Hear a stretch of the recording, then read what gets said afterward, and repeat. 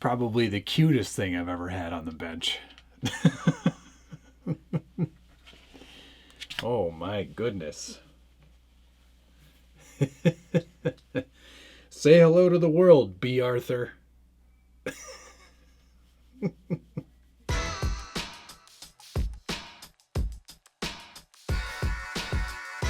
Welcome back to the Skilled Builders Guild. Thanks again for watching. It's episode 152 of What's on the Bench Weekly.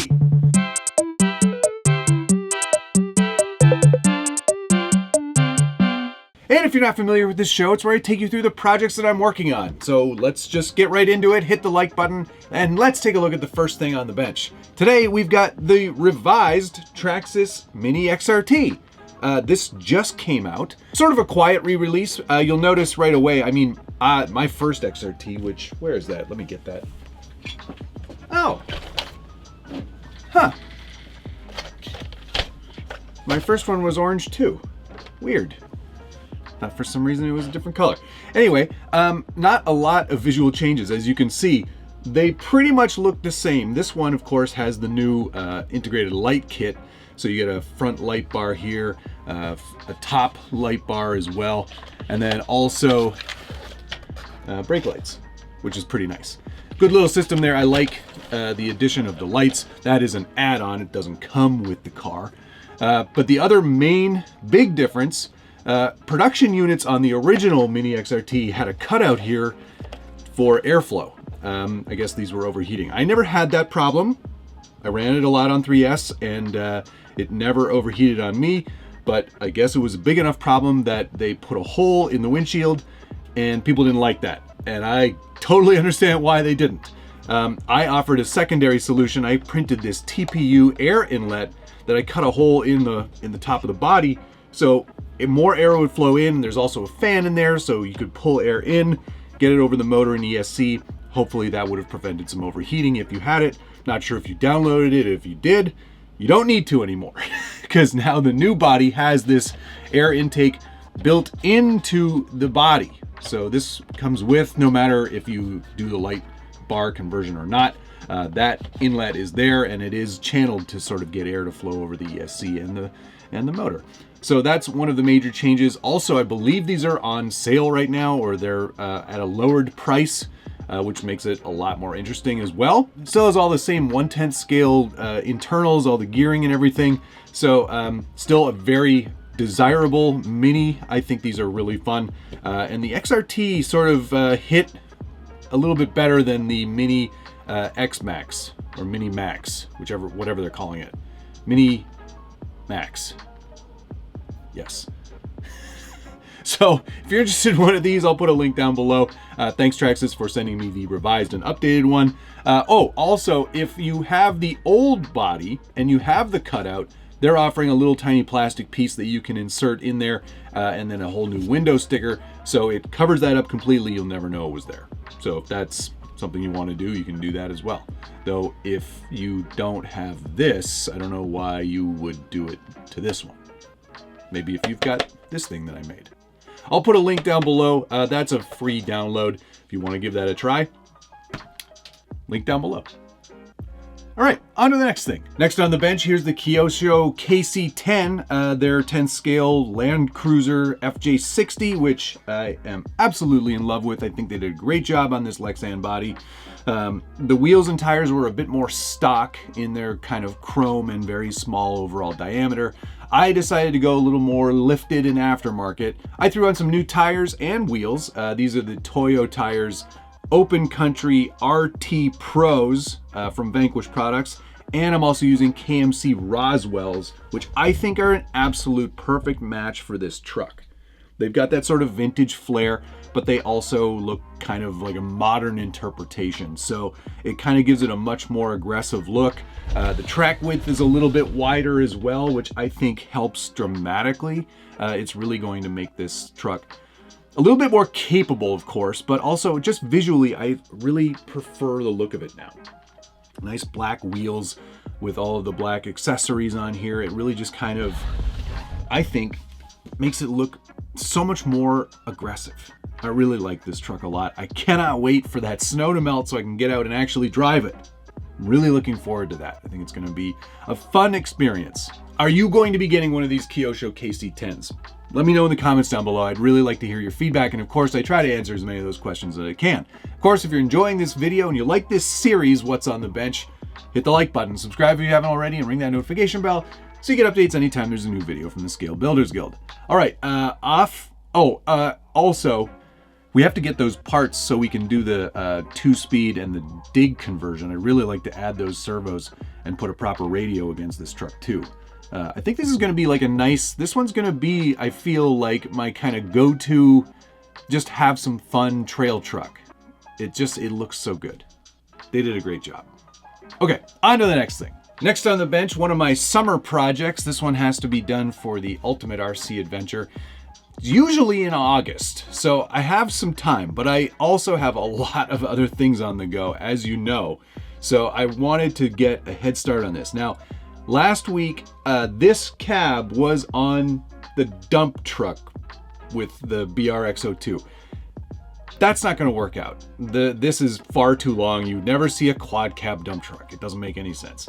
So we're changing gears, and now I'm going in a direction that I'm really excited about by creating a more work truck. And I found some inspiration online. This truck was the actual W200 Dodge, and it was used as a fire truck, which I thought was really super cool. So that's what we're doing. I've modeled and designed this whole rear work truck bed in Fusion 360, and what I did was I took photos of the actual truck, imported them in as a canvas in Fusion 360, and really just kind of duplicated this in digital form. It's a pretty easy process. If you've got some familiarity with Fusion 360, tracing and drawing it out really couldn't be easier. I imported the mesh of the cab into Fusion 360, so I had a reference for the size that this needed to be. The photos also helped tremendously, and then I just kind of built this out. I split it down the middle. As you can see, this is just a prototype printed in PETG at a pretty high layer height, just to kind of get it out and printed, just to see how it's going to look and if it's going to function properly. Yeah, glued it back together after it was done printing, and with minimal supports was able to create a nice looking accurate work bed for this very long truck.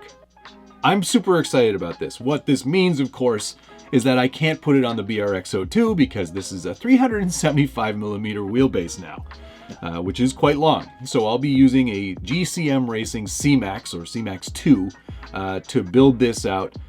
It's going to be a very scale accurate build. Luckily, this body from CG Trader comes with all of the engine and motor bits, so I'll be cutting the hood off. And most of Andre's files, the designer that made this, most of his files have a hoodless version. I just got too far into the process before I realized that existed, and now I have to cut this one off. It's way easier for me to do that than it is to print another one because I don't want to waste the filament. This is ABS filament. This will be printed in ABS as well. And why I want to print it in ABS is that it's much closer to working with styrene because it is styrene. It's going to be a very fun build. Because of so much space in the back of this bed, I'm actually researching creating a little water pump tank and hose assembly so this will function as a real fire truck. I think that would be really fun. So we'll be working on that over the next few weeks, months, hopefully not years, and creating a really unique one-off fire truck, which is pretty exciting. If you're interested in this file, I can make this available for everybody. If you do have interest in that, post your comments down below. What I'll end up doing, probably, it's already got doors, as you can see in the digital design, but I want to make sure I can do all the wire routing for all the lights and everything, so we're going to have to do some work there. I also want to make it as modular as possible, so we'll do hinges and such for the doors and you know, work panels and everything, so there's actual functionality kind of built into this file. It'll require some more design work, which is slow for me, but I think it's coming along pretty nicely. I think this is going to be a fun truck. Certainly a long one. Not going to be very good at trail truck stuff, but it's not really why I'm going with this. It's really more of a showcase of techniques and solving problems, which is what this hobby is all about. If you're not solving problems, you're creating solutions. Something like that. All right, on to the next thing. From Velocity Projects on Umagine.com comes my next project, and of course it's a big one. It's this monolith here. Well, actually, this is going to be the start of a 8th scale Formula One car. This is based on the 2025 spec, and I'm really excited about this. It's going to be big and all 3D printed. Gearbox, the works, I think is all going to be 3D printed. There's a lot of, obviously, other materials that I'll need, belts, motors, the rod ends galore, but it is a functioning RC car, and it will be basically using Active Aero, all the same stuff that they use in Formula One, and it's going to be massive. It's really exciting. It's a great quality print. I'm super impressed with the engineering so far on these couple of pieces that I've gotten started on. If you're interested in this, and if you want to kind of build along with me, it's not a true build along in the true sense of the word, but if you want to build one along with me, I'll make sure to put the link down below. And of course, at Umagine, you can save 10% or 20%, SBG 10, SBG 10, 20, I think it's SBG 10. You can save that at checkout. I'll put the links down below. My thanks to Umagine for providing me with these files, and Velocity Projects for reaching out and asking if I would be interested in doing this. And I am very interested in doing this. This is going to be a fun one. So that's that. On to the next thing. Finally this week, I installed the new Reefs SCX30 servo into my SCX30. This is, of course, a completely body changed SCX30, but functions great. I love this servo. It's very, very good. No BEC required and giving you a lot more power. The torque that you would need for a tiny crawler like this is definitely there. And this thing is so fun. I didn't think initially that I was going to like the SCX30 as much as I do, but I really think they've got a real winner. And you can tell by the aftermarket. As soon as people start making things for these, you know it's a success. Because there's a lot of stuff already for these, not just from Axial and Proline or Horizon Hobbies in general, but from a lot of companies. They're all jumping on the bandwagon, and that's really great to see. It means that this hobby is strong and that people are interested in these small-scale crawlers. If you're interested in that servo, links down below, just like everything else. That's going to do it for this week. Thank you so much for watching. We'll see you again next week.